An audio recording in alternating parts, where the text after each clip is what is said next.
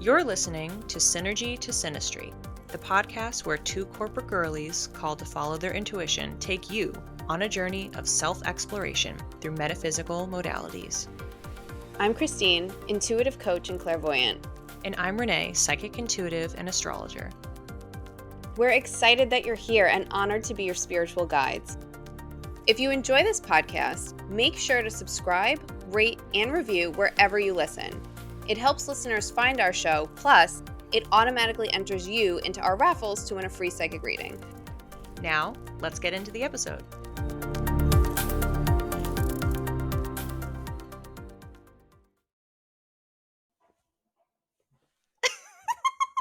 Okay, here we go. When we were recording, I don't even know what you said, and I was so glad I was on mute. I was like trying not to laugh and then have you see that I was starting to laugh. I can't look at you when I record for that reason. No. Well, we're going to have to get used to looking at each other a lot because we're recording season 2. Season 2! I can't believe we're here. We had so much fun recording season 1. We would talk for hours and hours and hours even after the podcast was recorded, or we would take breaks during. It's nice to chat and have the quality time and to talk about fun topics, and we have some good ones in season 2.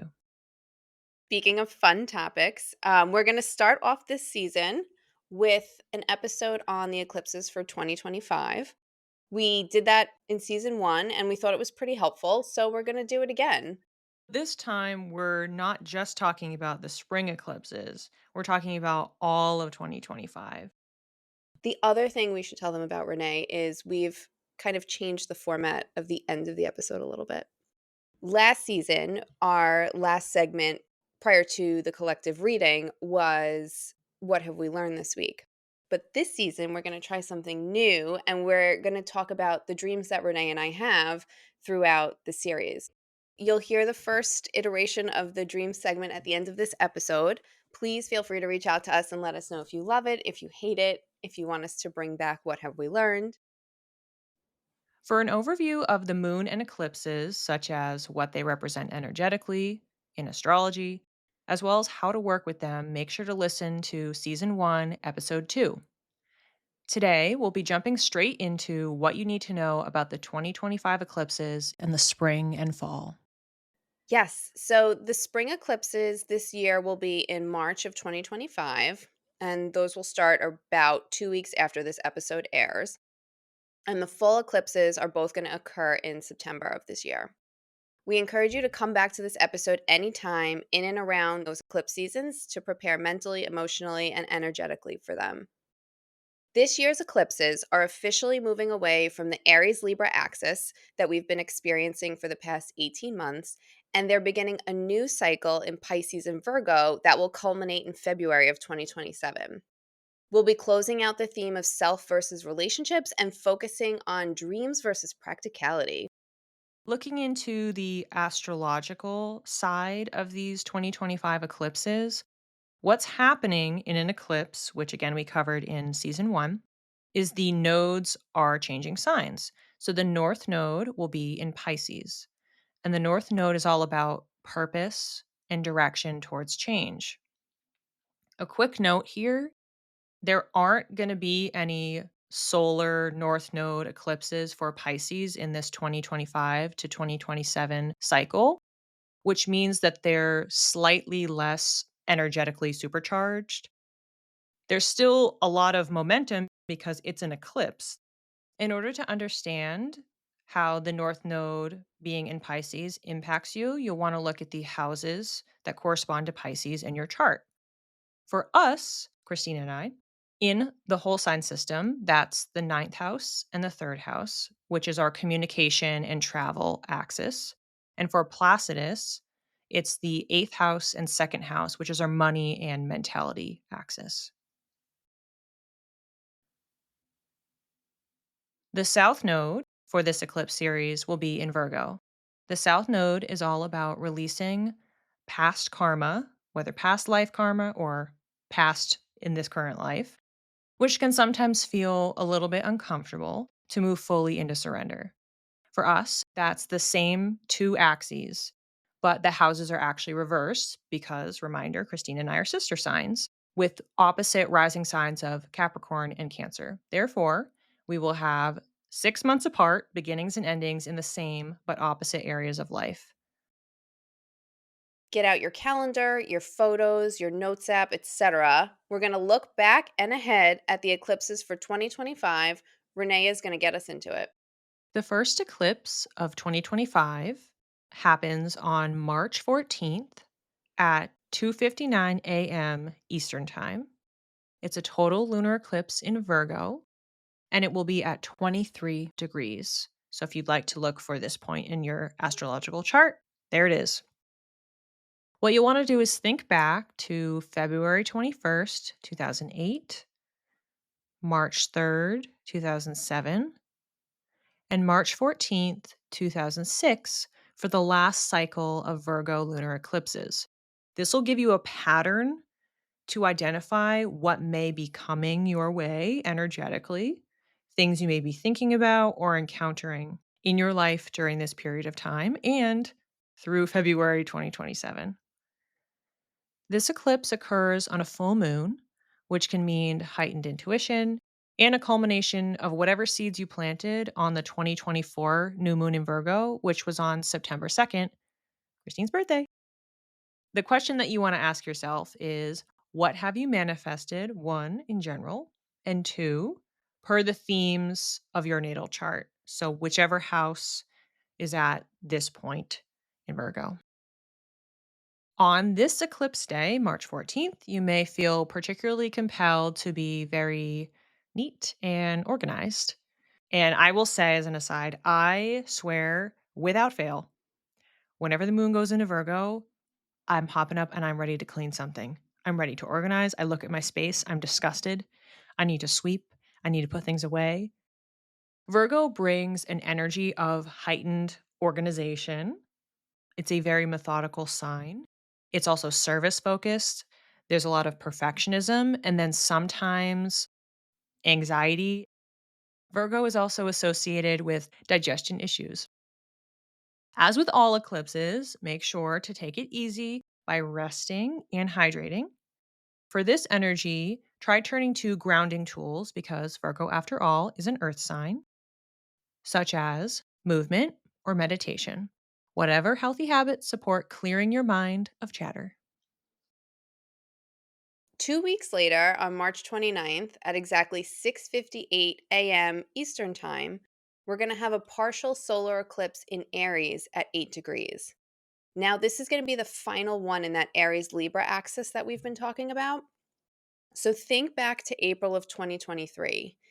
Have you been moving forward with something with more of an independent energy? Maybe you started something on your own or you found a sense of autonomy. This solar eclipse is going to help us complete that cycle. When an opportunity presents itself, take confident action towards your personal goals. You've been working toward this. Don't forget that. This energy could open doors that lead you down a path of self growth, self guidance, or becoming self made. Remember, Aries energy is about the self. So this eclipse prioritize focusing on you.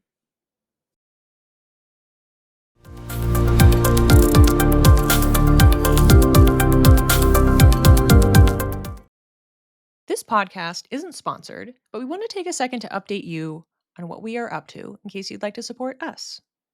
Through my business, Read by Renee, I launched at the end of 2024 the 2025 Life Path Planner. This includes new full moon and eclipse exercises for manifestation and reflection. So if you are enjoying this episode, then I have some built in offerings as well as many other features and activities included. I'm also offering a 25% off astrology reading special throughout this year if you book during your birthday month. As an example, if you are an Aries or Pisces and you are born in the month of March, then if you book during this month, you can schedule for any time, but you'll automatically get 25% off your astrology reading. And for me, Christine, I recently started a newsletter on Substack so you can Stay up to date on all my offerings. My newsletter is where I get a little more vulnerable and where I share exclusive updates just for my followers. So get on that. As a subscriber to Christine's newsletter, 10 out of 10 agree. I enjoy reading them. Yay, thank you. That's so sweet.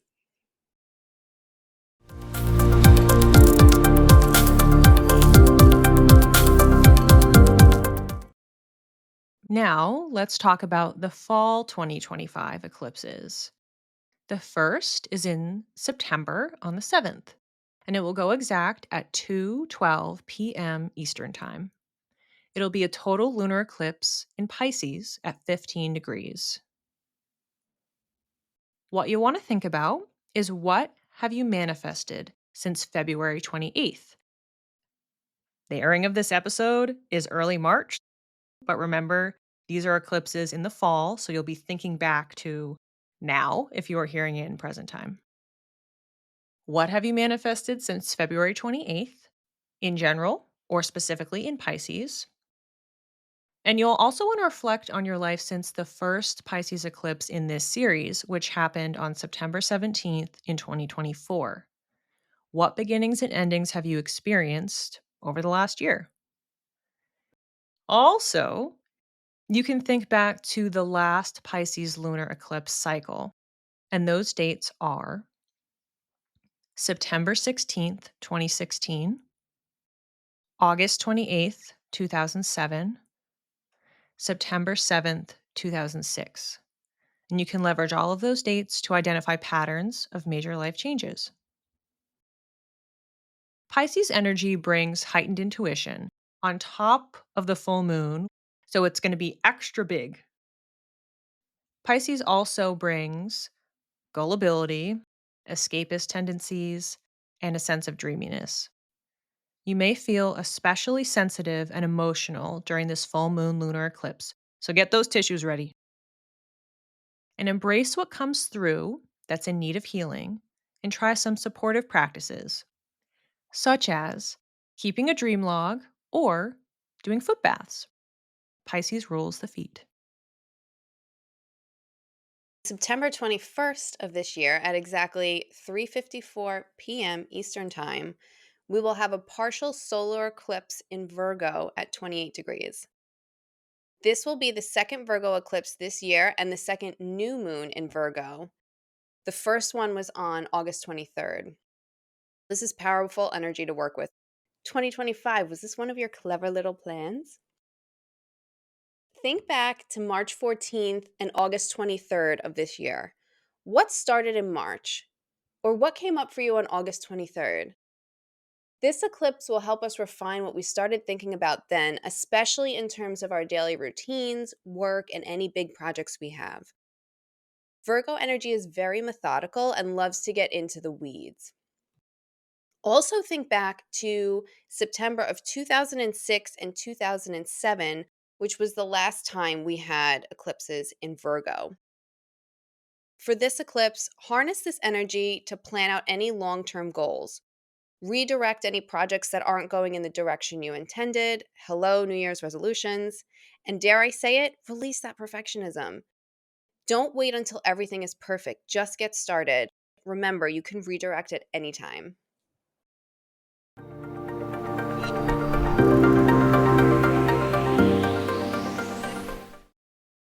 This season, instead of our what we learned this week, we're going to be doing what we've dreamed in somewhat recent time or a dream that we think is interesting that we want to share.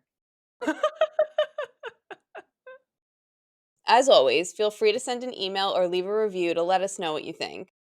Renee, before we get started, I think it would be interesting to point out maybe for the first 2 weeks of January, both of us who dream intensely every night, we were having dreams that were foggy, or we were waking up and we weren't remembering our dreams in as much detail.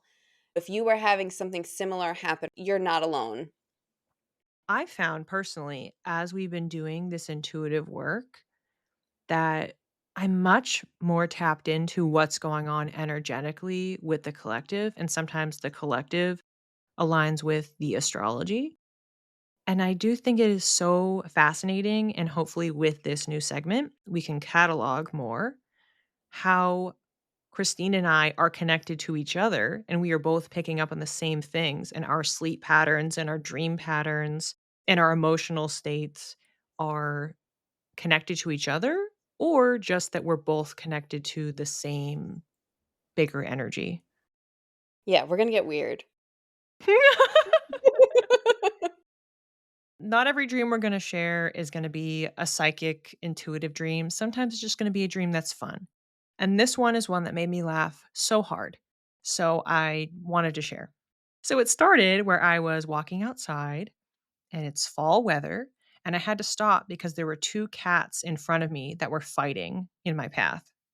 Of course, interesting. What's the significance of this? We all know I have a thing with cats. There was the owner came out and then was talking to some guy that happened to be, like, walking on the path behind me who I didn't notice. I had to wait a little bit. Once the cats kinda moved out of the way, I kept walking.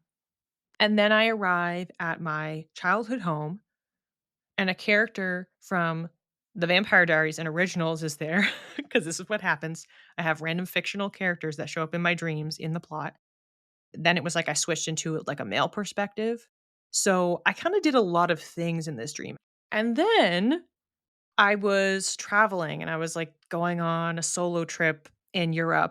I finally get home and I was sitting down to watch a live stream, and it was some, like, alternative music festival or something. And then my sister came in and she wanted to sit and watch it with me. All of a sudden, it switched to gymnastics, like young girls, but in different age groups. And then I was confused about why they were in the same bracket because they were clearly different ages. And so that didn't make any sense. I looked down and I had this drawing in front of me that I was working on, and it was of a ketchup bottle. And I hand it to my sister because I had already filled in the red part for the ketchup, but the label was not filled in. So I slid it to her because I was like, hey, like I needed her to finish the drawing for some reason. She has the yellow colored pencil and she starts to color in the label. And she goes way out of the lines, essentially like bleeding into the red area and messing it up. And I got so upset that I woke up as if it was a nightmare. I literally woke up and I was like, "Ah!" Like I was making noises. I was so upset. And then I realized this as I am now awake in my room and have come out of this odd saga of a dream. I'm writing all this stuff down and I'm piecing it together and I'm realizing how ridiculous this is. And I'm just sitting there laughing. I cannot wait to tell her about this. I think I fell back asleep and then I had a dream that I was telling her about it, which also happens. I'll have dreams after I fall back asleep that I'm telling somebody about a dream, or I have a dream where I'm telling myself I need to write the dream down, and it'll be a specific dream I had earlier. That's really funny, and I wonder if, like, that's your version of a stress dream? Someone coloring outside of the lines? Well, the only reason I can think I don't understand the ketchup bottle thoroughly, don't get that. I have been working on my bullet journal, so I have been doing a lot of drawing in recent time, so that makes sense.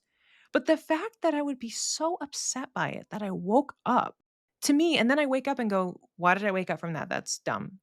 That's really funny, and it also reminded me I've been meaning to buy ketchup for, like, the last 3 weeks, and I keep forgetting, so thanks for the Are you reminder. serious? Yeah, no, I could show you it's on my list every week, and every week I'm like, "Oh, I forgot ketchup," because I go shopping at the Italian market and, like, ketchup's not up there. Anyway. Oh my gosh, are you serious? Yeah. Well, apparently that's why I'm dreaming of ketchup to tell you to go buy it. Well, thanks for that one. Okay, so the dream that I chose today is from December 23rd. I was in a big apartment with floor to ceiling windows, and it was nighttime, and there was a bee in the apartment. And I asked someone if they could get the bee, but as soon as I asked, the bee like instinctively flew upward toward one of the large open windows to leave. There's some really good symbolism here that could help you in your next dream. The bee is so prominent. And in the dream, the person that I ask to get the bee is someone who's been on my mind recently that I haven't spoken to in a while, but I've been thinking about them, wondering what they're up to. Are they okay? It turns out that bees in dreams can mean a profit or a gain, but if the bee flies away, it sends the message that you will be rid of your worries. Night can be associated with our inner world that sort of, darkness going inside, which confirmed for me that the bee is related to something or someone that I've been thinking about internally. And because the bee flies away, my worries about that person will soon go away as well.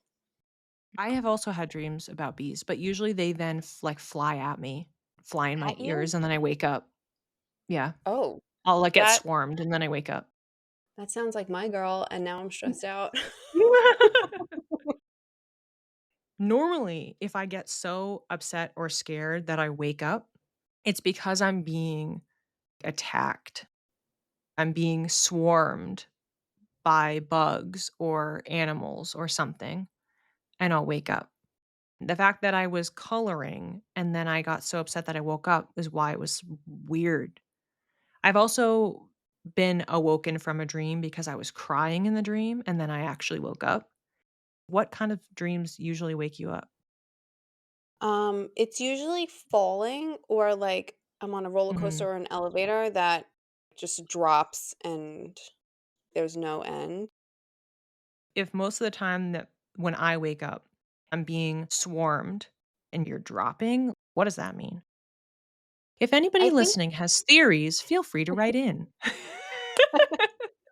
Or share if you've had similar dreams. for me, I definitely think it's about a sense of like losing control. Like I'm in an elevator, Mm, I'm out of control. The elevator's in control, but now it's out of control. There's nothing I can do. Same thing with a roller coaster. right. Actually, both of ours, you can make the argument that you're vulnerable. It's a thing that's happening to you and you can't do anything to stop it. They're just represented with different visuals. Yeah.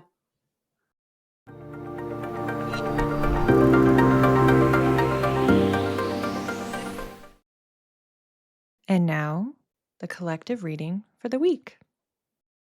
I'll start. The first thing that came in, prepare yourselves, the song I Don't Dance from High School Musical 2. Are you familiar? Oh my gosh, Christine, you're not familiar? Okay, you have to look the song up. It's a jam. That song came in. Essentially, the energy coming along with it is a boldness to stand out, to define yourself, and position where you are now in the world, even if it's in the face of opposition. And then I was taken to this image of a snowman like melting into a puddle, and then only the hat was remaining, along with the quote, "The pain of starting over is relieved by the balm of newness." This is very much giving a spring equinox, Aries season, Aries eclipse vibes of reinvention for sure. And then the next thing that came in was the line, "Don't be afraid to go bigger and to not go home." So obviously there's that saying, go big or go home. And this was a play on that expression. And you're being asked to reflect, but not stew. Think deeply, but think quickly and then move on because it's a time of action and forward movement to charge towards your new goals for the year. Next, I was seeing removing a mask. It was labeled as a mask of pleasantries and polish. It was being thrown into a fire and burnt to ash. This is calling to mind, of course, imagery of a phoenix rising from the ashes and leaning into rebirth of this new identity that you're taking on. However, it's not really a new identity. You are going back to yourself. You're getting rid of the mask. So we have a lot of elements here of alignment with yourself, alignment with action, alignment with integrity, who you truly are versus what other people are telling you to do or how society will accept things or not. And there being this sense of potential discomfort, but it'll be healed when you move through the new chapter and you start acting and living in integrity. Also, this idea of not being afraid to take very bold action and not going back to where you were because what you were doing before wasn't necessarily working for you, nor was it energetically aligned. Final thoughts here were authenticity is the name of the game, and you're ready to play ball, which is hilarious. Anybody that knows I don't dance, they are playing baseball in the song. So, the imagery here was really strong, and the mantra was also on theme. I swing for the fences and stay off the bench. Christine, what was your message? We haven't done this in a while, and I forget how, like, our readings line up, so I was just kind of impressed by that. When I first started channeling, the first thing I see is I'm, like, midway up a mountain. There is a mudslide coming down the mountain. It's, like, running down to, like, clear everything away. It was important to note that it wasn't a volcano, it's a mudslide. I see, like, a little road with maybe, like, 1 or 2 cars on it, telephone poles and phone lines that are being taken down. After the mudslide finishes, it's clear, and I'm seeing a lot of primary colors like red, blue, yellow, green. Green's a secondary color, but the people in the cars are okay. And one woman gets out to like survey what's below because the mudslide sort of stopped. It didn't make its way all the way down the mountain, it didn't hit the beach, it didn't hit any of the people down there. But the people down on the beach see what has happened, so they race up the mountain, they end up saving these 2 people who were in the mudslide and, like, trying to figure out what was going on. What I heard was what seems like a disaster could bear fruit when we choose to act with our heart. And the other notable thing here is transformation. Like, this area that was covered by mud has been transformed and changed. Keep an eye out for where in your life it feels like there's a sudden change. It could be planting seeds. So I pulled a tarot card. I think I might do this for all of our readings going forward this year. I got the Ace of Wands. Wands are typically our passion, and the wands being reversed is a sign of, again, I said we were confused here, like what's going on? Why is this happening? There's a vagueness. So it feels like what can be removed from our lives to give us space to find something that we actually care about and to give us direction and figure out how to move forward. Don't get so much in your head. Think out with your heart and see, okay, that's getting cleared. What can it be transformed into? And not to worry that just because it's getting cleared out doesn't mean it's getting worse. It could be turning into fertile soil for you to plant something.